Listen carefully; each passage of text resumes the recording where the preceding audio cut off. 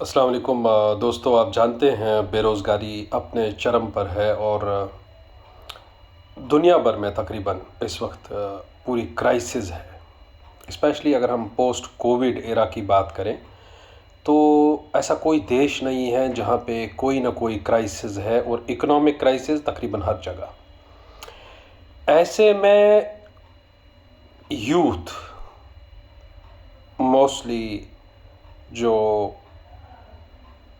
मैं कहूँगा 25 से 45 तक, ये एज ग्रुप जो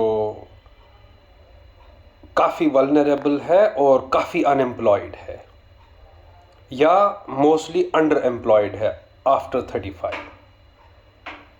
तो अगर कोई ग्रुप, अगर कोई सोसाइटी का सेक्शन वाकई में ज़्यादा सफ़र कर रहा है पोस्ट कोविड और इकोनॉमिक डाउनटर्न के इम्प्लिकेशंस की वजह से, तो वो यूथ है।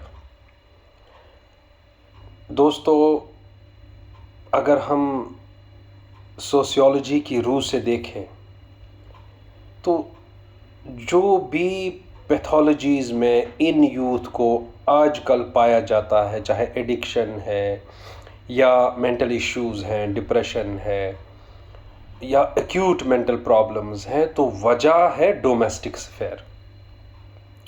क्योंकि घरों में यूथ के साथ क्या व्यवहार हो रहा है, घरों में ऐसे बेरोज़गार यूथ को कैसे ट्रीट किया जा रहा है, वो चिंता का विषय है, वो एक मैटर ऑफ कंसर्न है। मैं कहूँगा आज का यूथ गैरों से नहीं अपनों से परेशान है दोस्तों। और ये बात पानी की तरह साफ है कि अनसेड अनरिटन अंदाज में यूथ ही इस वक्त वो वल्नरेबल एज ग्रुप है जो ज़्यादा मेंटली इमोशनली सफ़र कर रहा है, साइकोलॉजिकली सफ़र कर रहा है। इकोनॉमिकली तो है ही, लेकिन जो उसकी इम्प्लिकेशंस हैं, कहीं पे मैरिज लेट हो रही है, कहीं पे वो घर में निकम्मा साबित हुआ है, कहीं पे उसको घर में तमाम सिबलिंग्स, कज़िन्स, बाकी लोगों के साथ कंपैरिजन किया जा रहा है, और कहीं पे उसके अंडर एम्प्लॉयमेंट जो है वो मैटर ऑफ कंसर्न बना हुआ है। कंसर्न लोगों को कम है, क्रिटिसिज्म ज़्यादा फेस कर रहा है आज का यूथ। और दोस्तों, पढ़े लिखे यूथ जो कहीं प्राइवेट इदारों में, प्राइवेट फैक्ट्रीज़ में, प्राइवेट स्कूल्स में काम कर रहे हैं, अपने आप को इन अ डिग्निफाइड वे में चाहते हैं वो ज़िंदगी गुजारें, उन्हें पैसे मिल रहे हैं लेकिन उन्हें डिग्निटी नहीं मिल रही है। क्योंकि हमारे इंस्टीट्यूशंस में एक अजीब सा क्राइसिस आ गया है। फैमिली उसमें पहले है, फैमिली में तो क्राइसिस था ही, जो वर्क प्लेस डिग्निटी है उसको भी तोला जा रहा है इन टर्म्स ऑफ दी जो सैलरी है, और घर में बाद में उसी सैलरी के आधार पर, उसी सैलरी की बुनियाद पर ऐसे बच्चों को ताने सुनाए जाते हैं। और दोस्तों, एक वर्ग ऐसा भी है इस यूथ का जो इधर उधर हाथ पांव मार रहे हैं, जो एग्ज़ाम पे एग्ज़ाम्स की तैयारी कर रहे हैं। कभी उनके एग्ज़ाम्स कैंसिल होते हैं, कभी डिले होते हैं, कभी पोस्टपोन होते हैं। वो तैयारी करते रहते हैं और इस उम्मीद के साथ कि आज नहीं तो कल जॉब लग जाएगी, लेकिन उनके घर वाले उनके लिए दुश्मन बन गए हैं। अगर वो ताने फेस करते हैं तो अपनों से दोस्तों। ये दोस्तों किसी भी महज़्ज़ब समाज की निशानी नहीं हो सकती कि हम अपने दोस्तों, जो हमारा फर्टाइल जो सेक्शन ऑफ द सोसाइटी है, जो rich section of the society है, यूथ, जो इस देश का, जो किसी कौम का असासा हो सकते हैं या हैं, उनको हम we are letting them go astray. हम उनको ज़ाया कर रहे हैं, हम उनकी कदर नहीं समझते। हम हर एक चीज़ इकोनॉमिक टर्म्स में तोल के अपने यूथ के साथ, उनके साइकोलॉजीज़ के साथ, उनके मेंटल मेकअप के साथ खिलवाड़ कर रहे हैं। मैं आपसे वसूख के साथ फिर से कहता हूँ, आज का यूथ अपने मोहल्ले वालों की तरफ से या अपनी सोसाइटी की, अपनी कम्युनिटी की तरफ से कम परेशान है, और अपने घर वालों की, अपने अजीज़ो अकारिब, क्लोज ब्लड रिलेटिव्स से ज़्यादा परेशान है। बिकॉज़ होड़ लगी हुई है नौकरियों की। और जो मैं बार बार कहता हूँ, जिस सोसाइटी से मैं भी आता हूँ, कश्मीर, वहाँ पे सेटल होने का मतलब है नौकरी, सरकारी नौकरी, और उस बिना पर शादी, और जितनी सरकारी नौकरी डिले उतनी डिले शादी। और दोस्तों, जो लड़कियां हैं उन्होंने अपना जो पैरामीटर है शादी का वही बना रखा है, एक नौकरी वाला चाहिए। लड़के मोस्टली एक नौकरी वाली चाहिए। और ऐसे में दोस्तों, अर्बन बेल्ट्स में 40-40 हज़ार हमारे पास ऐसी बहनें हैं जो 40 का एज ग्रुप तक क्रॉस कर गई, क्योंकि आपने ऐसी शराइत रिश्तों के इर्द गिर्द खड़ी कर दी, खुसूसन निकाह के इर्द गिर्द खड़ी कर दी, कि एक तो एक 2 मंजिला मकान हो, उसके बाद एक सरकारी नौकरी हो, उसके बाद एक गाड़ी हो, उसके बाद एक ज़मीन हो। ये जो इतने सारे पैरामीटर्स हैं, ये सब जगह तो नहीं मिलेंगे। Slow is the fastest way to grow.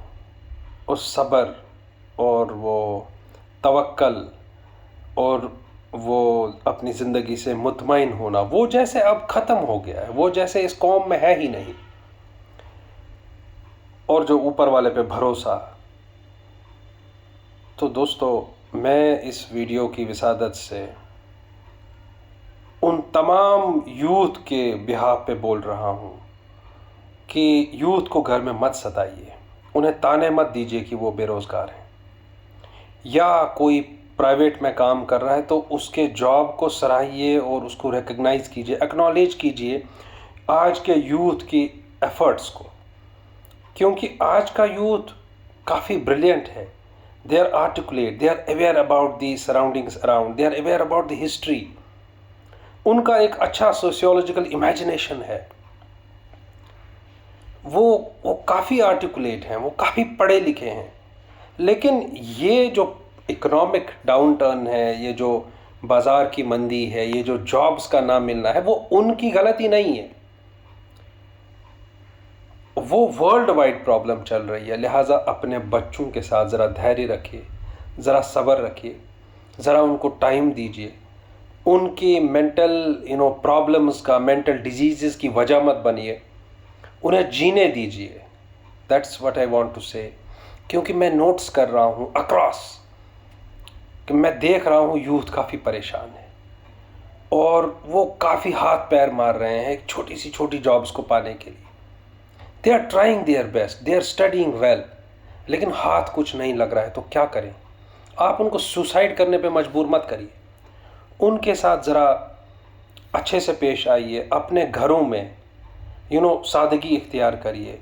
एक बड़ा सा ऊंचा सा लाइफस्टाइल खड़ा करके आप अपने बच्चों को ज़िम्मेदार मत ठहराइए। आप उनको प्रेशराइज मत कीजिए ज़्यादा से ज़्यादा पैसे कमाने के लिए। इत्मीनान भी कोई चीज़ होती है, और अपनी ज़िंदगी से मुतमईन होना भी कोई चीज़ होती है, सब्र भी कोई चीज़ है। एज आई सेड, फेथ भी कोई चीज़ है, अल्लाह पे भरोसा भी कोई चीज़ है, और अल्लाह सबको रिज़्क देता है। इस बात पे भरोसा रखिए। अपने बच्चों को एक बार प्यार से देखिए, उनकी प्रॉब्लम उसको समझिए, उनके साथ वो एम्पैथी ज़ाहिर करिए। उनके जो आज जो स्ट्रगल वाले जूते हैं उसमें ज़रा अपने पैर डाल के देखिए, आपको पता चलेगा कि वो क्या देख रहे हैं, वो क्या सह रहे हैं।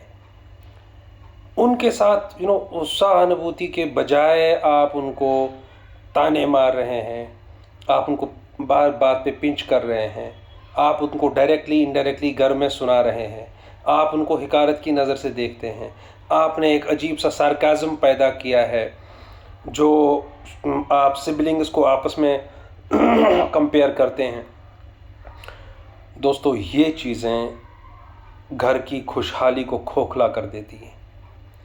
जिस तरह सूखे पत्ते आग के हवाले हो जाते हैं और उनका कुछ नहीं बचता, इसी तरह ऐसी उलझनें ऐसी ज़बरदस्ती की जो नीड्स हमने क्रिएट कर रखी हैं, ये यूथ को अंदर से खा रही हैं और हमें उसका एहसास तक नहीं है। हमें समझना होगा कि हम अपने समाज को कहीं ना कहीं बनाने के बजाय बिगाड़ रहे हैं। हम अपने ज़िंदगी को इतना मटेरियलिस्टिक, इतना मादी बना रहे हैं कि उसमें जैसे तवक्कल जैसी कोई चीज़ नहीं है, उसमें रियल मज़हब जैसी कोई चीज़ बची नहीं है।